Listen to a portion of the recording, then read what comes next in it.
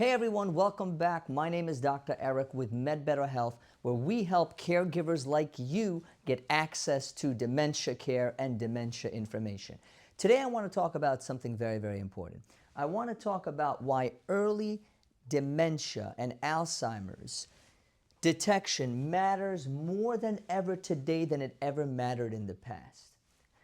And let's go through the past, let's go through the future. So historically, and I want you to take a look over here, historically, what we focused heavily was on symptom management, right? I want to manage the symptoms. Most interventions, really, by the time they occurred, it was towards late disease progression.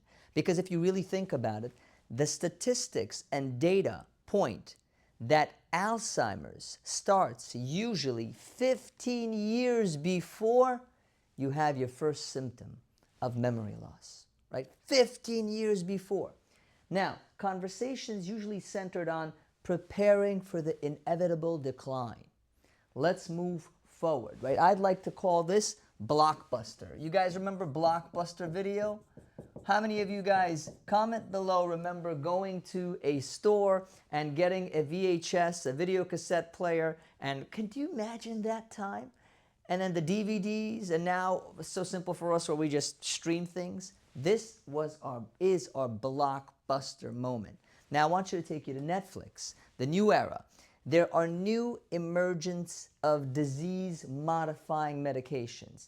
They modify the disease. What does that mean to you? Well, they focus on early intervention, and these new treatments may actually really slow the progression of the disease. Really slow the progression of disease. So this is the Netflix era. And the Netflix era is something I want you to look at the numbers. Currently, there's 150 plus therapies being studied. There was never this much attention to dementia and Alzheimer's disease. 192 active drug clinical trials. That's a lot. That's a lot. And the Alzheimer's research pipeline is active and growing with many trials specifically focusing on earlier disease stages. What does that mean to you? Well, that means if you get diagnosed late or your loved one gets diagnosed late, moderate or severe, what happens then? Well, you may not benefit from these new therapies that are in the pipeline. Now, not all 192 of them are going to get approved.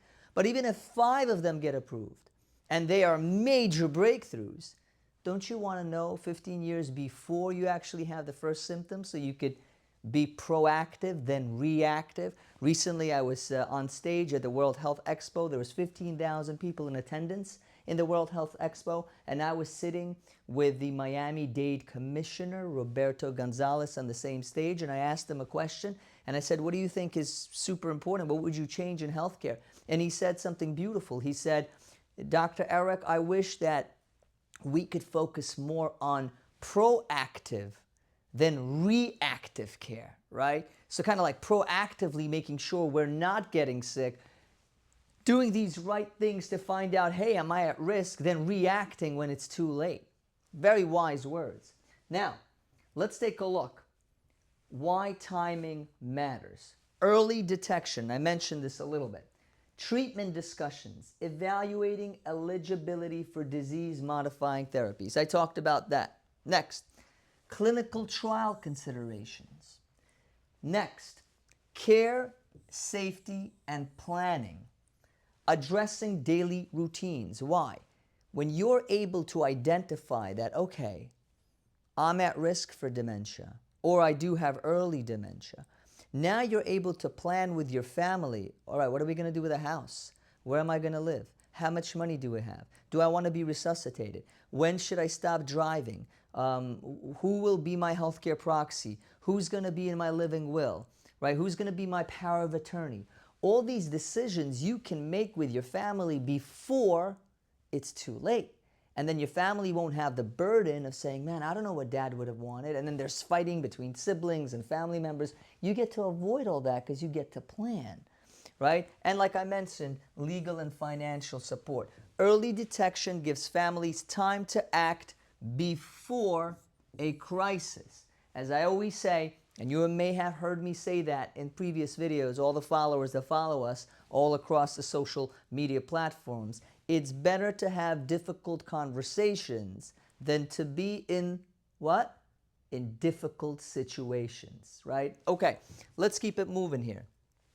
Now, I just came back from Washington, D.C., and I was at the Capitol with 1,200 of us advocates. I'm on the board of the South Florida Alzheimer's Association, and we were speaking to congressmen and we were speaking to senators and saying, guys, do you remember a time when there was a woman who had breast cancer and no one was ever screening her except just putting their hand on top and going like moving, oh, put your hand up, do self-detection. Remember all that? Well, then remember then when we had mammograms that came in.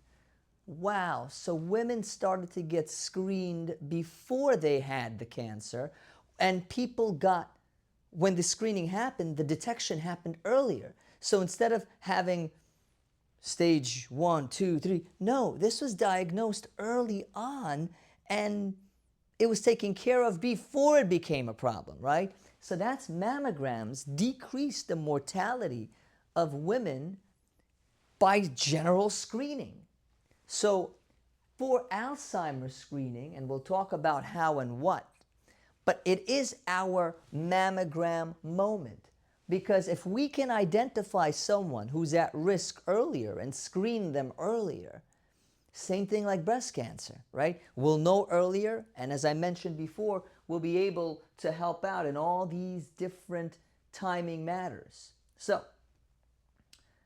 responsible detection and reality check. What early detection is, what early detection is not. Because we do want to have an outlook that's reasonable and realistic. So, what early detection is? It may slow progression for some people. It's appropriate in early Alzheimer's disease. You're not going to do early screening in someone who already has moderate or severe disease, right? It's only in someone who you think may have memory lapses, right? A tool to support clinical evaluation requires a discussion with a qualified clinician.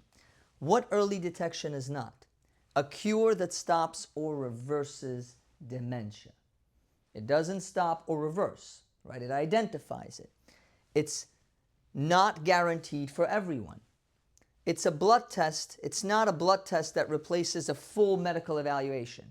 It's going to be part of the tools that are used, but it's not going to replace the full evaluation. You still need that. And it's not a reason to panic, because if you know earlier on, there are so many treatments out there that are up and coming that you take care of the fire, a little fire before it becomes a big fire, and that's always the best thing to do, right? You don't want to let that little fire grow. So it's not a reason to panic. Screening gap. Blood-based screening tools may help identify disease biology earlier. So when we went to Washington, we spoke to senators and congressmen and said, guys, there's blood tests. There's 2 FDA blood tests now which allow us to screen people for Alzheimer's disease. They exist, they work, they've been tested scientifically. They're approved by the FDA. But the problem is there's a disconnect. Medicare coverage rules have not fully caught up. Medicare does not cover that blood test. So a lot of people have to do it out of pocket, and a lot of physicians are not going to order it because they know that it's not covered, and if it's not covered, usually if Medicare doesn't approve it, maybe it's theoretical, maybe it's not really real, it's not proven, we're not going to order it. Right? So families need access to these appropriate screening pathways. And that's why we travel to Washington to ask senators and congressmen to approve the ASAP Act, which is the Alzheimer's Screening and Prevention Act. Okay. This is the act. As I mentioned, FDA approval, blood biomarker screening, gives Medicare the authority to cover these tests financially. It aligns Medicare with coverage with scientific progress, and it helps families get earlier detection and more time for planning. as I mentioned before, why is it important for us to know earlier in the disease progression that someone may be at risk for Alzheimer's? You can manage behavior changes because you know what to expect. Caregiver stress and support. Legal planning, which we talked about. Driving, safety routines. Drano inside the home, where you think, oh, there's Drano. What if people think that it is actually a orange juice, right? You have a person living with dementia, they don't think it's Drano, right? Oh, look, I have orange juice here. Look, look, look, look, look, look. And then what happens, right? So you're able to plan for these things. Same time, treatment and clinical trial questions. So the reason I say this to you is because many caregivers don't have access to this information. Many of you listening right now are lost. You don't know how to help your loved one. You don't know who to turn to. You don't know what to do when at 10 o'clock at night mom is acting a little strange and is seeing ghosts, and you don't really understand what's going on. Is it an infection? Is it a shadow on the wall that looks like a ghost but it's really a coat rack? You don't know who to call, right? You don't know what to do when you're exhausted and you're at your last fuel tank. You just don't know how to go on anymore, and no one can come and give you care as a caregiver and replace you for a bit, just to have you relax for a little bit. Well, you don't have to think about that anymore. There's a new incredible program that MedBetterHealth is leading in partnership with Medicare, and it's called the Guide Model. Okay? It stands for Guiding an Improved Dementia Experience. Imagine a world if at 10 o'clock at night you can pick up a phone and there's a 24/7 hotline that you can call when mom's seeing something and it's off, and you can ask, what do I do? Imagine a world if on Sunday you needed a 4-hour break and you wanted someone to sit with mom because you weren't able to do that, right? Because you're so exhausted, and you can just call your care navigator, with this program provides to you, and they send someone to your home who watches mom while you catch a little bit of a break. Imagine a world where all of this is covered by Medicare, and it doesn't change your doctor, it doesn't change your pharmacy, there's no copays, there's no out-of-pocket, and everything stays the same. Well, you don't have to imagine anymore. I want you to look at the link that you'll see on your screen. There's also a QR code here, and we have a link in the description below. Click on it. You'll see a quick video about what this new program is. Put in your information into the form, click submit, and your life will change. And I'd like to ask you, if you found this information helpful, I want you to like this post. I want you to reshare it. Reshare it with as many people and all social media platforms. And I want you to comment below and subscribe to our channel, because just like this information may have been helpful to you, by doing that good deed, you're kind of paying it forward so someone else can get this incredible information. Again, Dr. Erik from MedBetterHealth.org. I'll see you in the next video.